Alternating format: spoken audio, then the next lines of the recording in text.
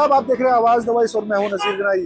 जम्मू कश्मीर में इलेक्शन की सरगर्मियां जारी और सारी है और मुख्तलिफ तंजीमें जो है मैदान में उतर गई है। आज हम जिस मेहमान से बात कर रहे हैं वो भारतीय जनता पार्टी से है और ये हबा कदल कॉन्स्टिट्यूंसी से अपनी किस्मत आजमा रहे हैं। अशोक कुमार भट्ट साहब हैं। भट्ट साहब, बहुत बहुत शुक्रिया।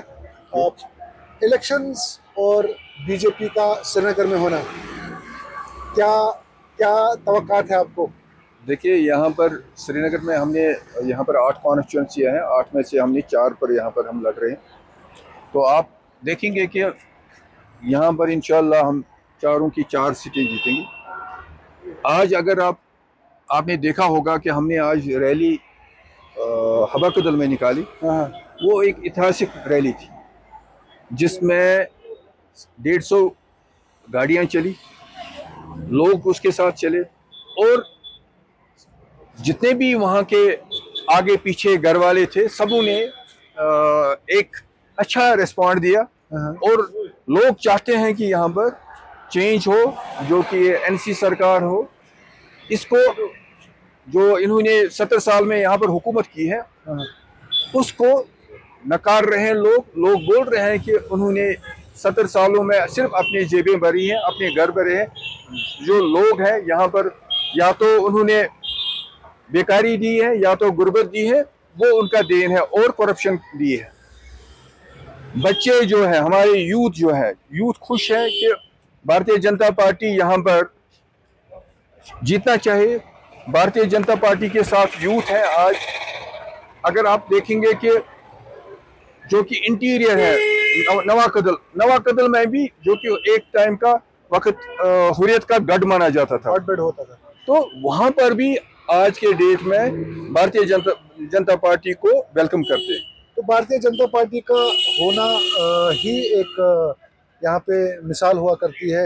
आप श्रीनगर में किसी भी कैंडिडेट को, इससे पहले ये होते थे कि आपको आउटकास्ट किया जाता था, उससे अब भारतीय जनता पार्टी कुछ रैलीज कर रही है, आपको स्टार कैंपेनर्स यहाँ पे आ रहे हैं। आपको लगता है कि उससे आपके जो कैंडिडेट्स हैं उनको बूस्ट मिलेगा यहाँ पे? नेचुरली बूस्ट तो मिल जाएगा। देखिए क्या है कि हमने यहाँ पर, मैं हबा कदल की बात करूंगा, हबा कदल में 128 बूथ है। 128 बूथ में हमारे पास हर जगह बूथ प्रेसिडेंट है। और भारतीय जनता पार्टी का एक सिस्टम है कि वो ग्राउंड लेवल पर काम करने वाली पार्टी है। भारतीय जनता पार्टी के पास शक्ति केंद्र, हम 5 बूथों या 4 बूथों पर एक प्रेसिडेंट और बनाते हैं, फिर वो भी है। हमारे पास यहाँ पर 6 मोर्चाज हैं, उनकी कमेटियां हैं। तो इसका यही मतलब है कि यहाँ पर भारतीय जनता पार्टी, अगर हम देखेंगे कि स्ट्रक्चर किसका मजबूत है, नेशनल कॉन्फ्रेंस का इतना स्ट्रक्चर मजबूत नहीं है जितना कि भारतीय जनता पार्टी का यहाँ पर स्ट्रक्चर मजबूत है। अच्छा भट्ट साहब, डाउनटाउन की अगर बात करें और खास तौर से जो आपकी कॉन्स्टिट्यूंसी है Habba Kadal, it has remained with National Conference for a longer time, और बहुत सारे ऐसे काम वो इस वक्त अपने मंशूर में भी ये कह रहे हैं कि हमने जो लिस्ट ऑफ वर्क्स वो दे रहे हैं। आपको लगता है कि अब you will be able to attract voters? देखिए, अगर आपने कल हमारा मैनिफेस्टो पढ़ा होगा, उसमें हमने बोला है कि पहली बात है कि यहाँ पर जो कि अनएम्प्लॉयमेंट बहुत ज़्यादा है, उसको ख़त्म करना है। हमारी तरजीह है कि यहाँ पर अनएम्प्लॉयमेंट जो है, जो बच्चे पीएचडी करके, एमएससी करके, जो कि पीजी करके हैं, वो घरों में बैठे हैं। कोई ऑटो चलाता है, कोई कुछ चलाता है। ये देन किसकी है? देन एनसी की है, क्योंकि उन्होंने जो इंडस्ट्रियल सेटअप है वो उसको बढ़ने नहीं दिया है। आपके पास यहाँ पर 70-80% सिख यूनिट्स हैं, जो कि इंडस्ट्रीज यूनिट्स हैं, सिख पड़े हैं। वो क्यों पड़े हैं? क्योंकि इनकी जो नीतियाँ थी, इनके जो प्रोग्राम थे, वो फ्लॉप थे, इसलिए वो यूनिट सिख बैठे हैं। तो हम भारतीय जनता पार्टी उनको भी रिवाइव करने की कोशिश करेगी कि वो आगे आए, और वो जैसे दिल्ली में, यूपी में या जम्मू में सामा में आप देख लीजिए, वहाँ कुठवा में देख लीजिए। कुठवा में वहाँ पर एक चिनाब फैक्ट्री है, वहाँ 2 शिफ्ट लगते हैं। एक शिफ्ट में 2500 लोग काम करते हैं।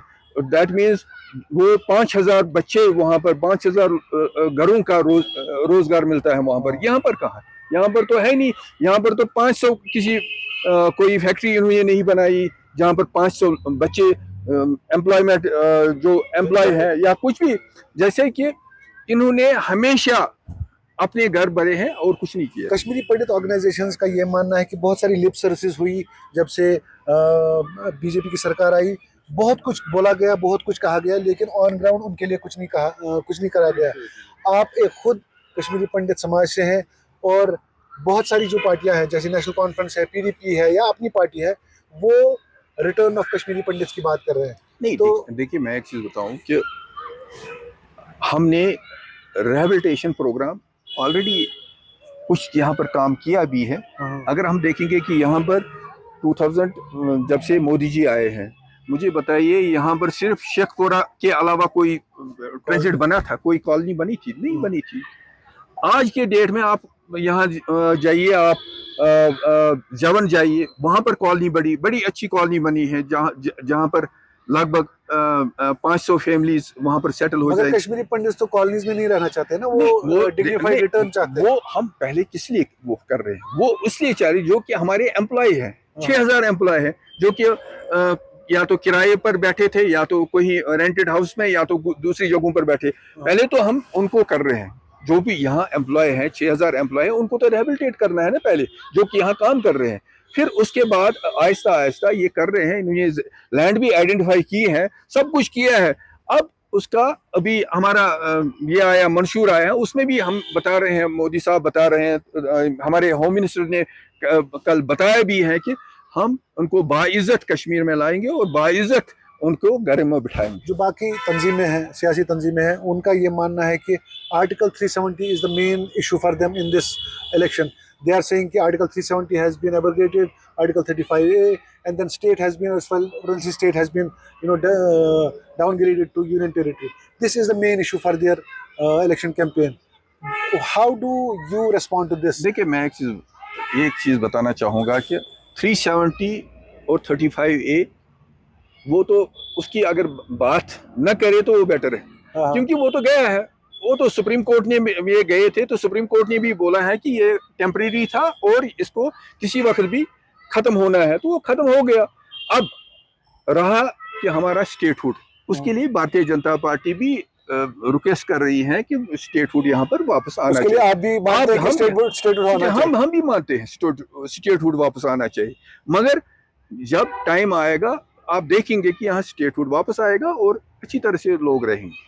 अच्छा, आपकी कॉन्स्टिट्यूंसी की अब बात करेंगे, क्योंकि आप जिस कॉन्स्टिट्यूंसी में जाएंगे वहाँ पे ये एक डाउनटाउन का खास इलाका है और आपको एक अंडरस्टैंडिंग होगी अपने कॉन्स्टिट्यूंसी की क्या मसले मसाइल है और सबसे इम्पोर्टेंट क्या चीज़ है जो आपको इमीडिएटली टेकअप करना होगा।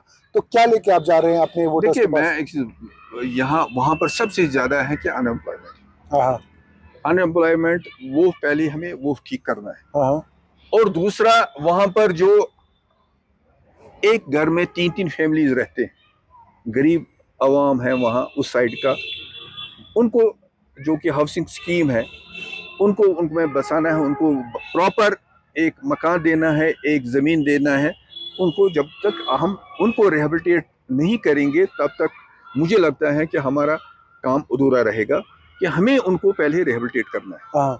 ये हमारा सेकंड है। तीसरा हमारा वहाँ पर है जो कि रोड की हालत आप देखते हैं कि जो 1947 में रोड थे, जब हम यहाँ से 89 से निकले थे यहाँ से, उस वक्त भी वही रोड, आज भी वही रोड है।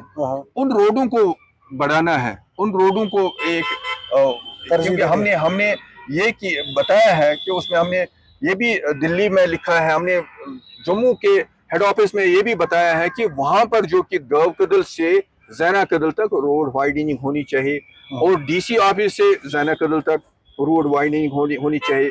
तब इसको जैसे इसका, क्योंकि ये एक सेंसिटिव कॉन्स्टिट्यूएंसी है, तो this has been the hotbed of protest.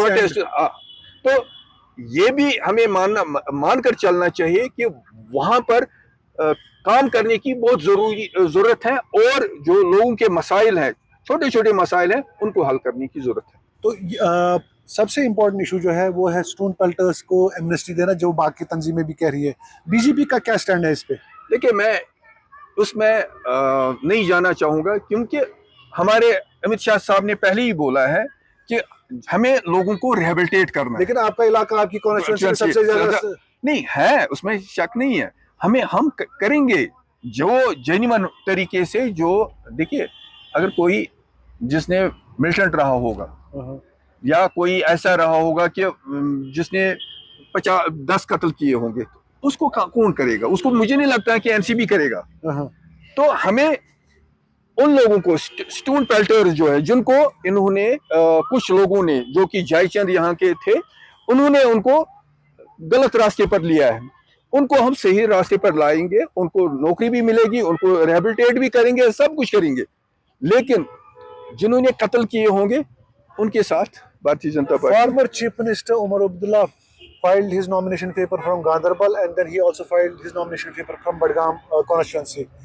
He maintained that BJP is after him. BJP is fielding independent candidates, proxy candidates, just to make him lose the constituencies. How do you respond to that? How do you see his political? नहीं, मैं एक ही चीज़ बताना चाहूँगा उमर अब्दुल्ला साहब से। पहली बात है कि उसने परसों वहाँ पर भीख मांगी, उसमें उसका भी कुछ बोला कि टोपी नहीं बोला, टोपा बोला कुछ। पहले तो उमर अब्दुल्ला साहब को तो कश्मीरी सीखनी चाहिए।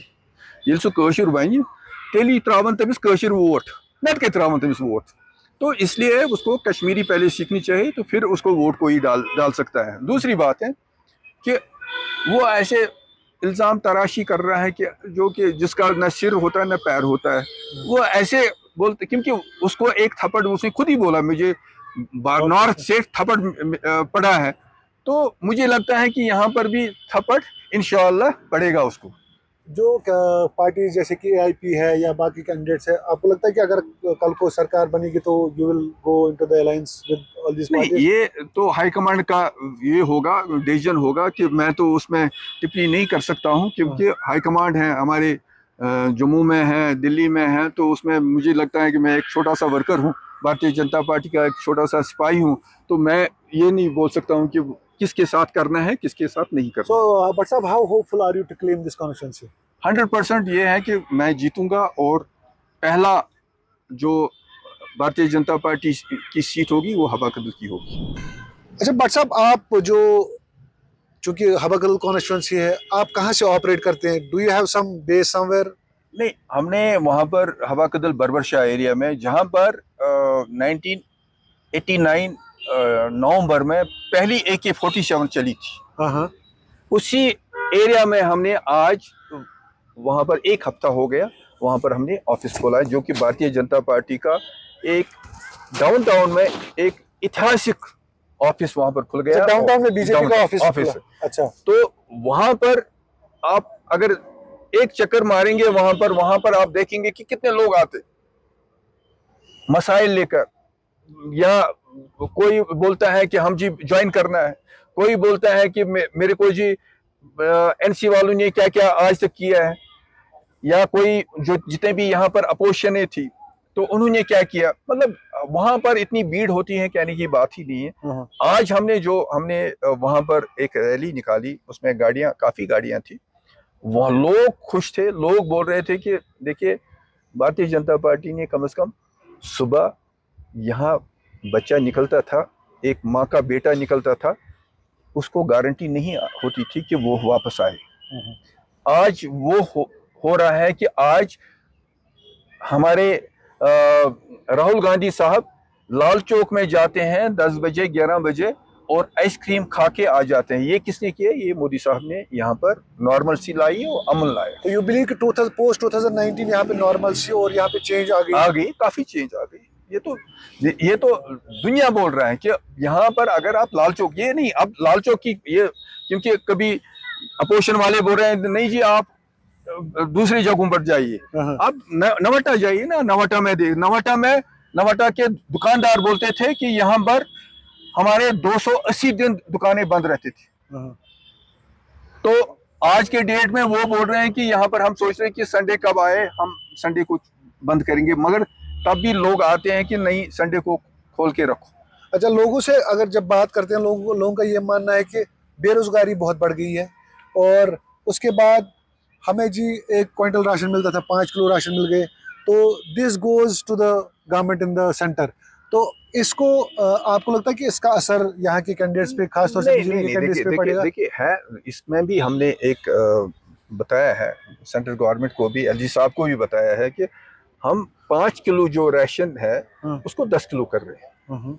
और जो ये बिजली का है उसमें कल हमारे मंशूर में भी आया है कि उसको जो बिजली है उसमें भी वो कुछ कटौती करेंगे, फीस में कटौती करेंगे, जो भी उसमें है, जो कि खासकर जो कि बीपीएल जो गरीब लोग हैं उनके लिए काफ़ी उसमें सुविधाएं उनको मिलेंगी। जो नेशनल कॉन्फ्रेंस पीडीपी या अपनी पार्टी से कैंडिडेट जा रहे हैं लोगों में, तो आपको लगता है कि वो किसी ठोस जो उनका मंशूर नहीं, है उनको है ही नहीं ना कोई। अगर आप देखेंगे कि नेशनल कॉन्फ्रेंस ने बोला है कि हम जी 370 और 35 ए को वापस ले लेंगे।